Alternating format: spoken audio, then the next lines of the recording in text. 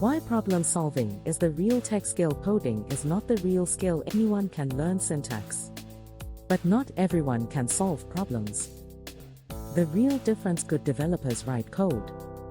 Great developers solve problems. What problem solving means: understanding the problem, deeply breaking it into smaller parts, finding the best solution, not just writing code quickly. Why most people struggle: they focus on syntax, tools, frameworks, but ignore thinking. Real-world scenario: in real jobs, you don't get step-by-step tutorials, clear instructions, you get messy problems. What companies want: people who can analyze situations, think logically, build solutions, not just follow instructions. How to improve: practice, building projects, debugging errors, solving real problems, not just watching tutorials.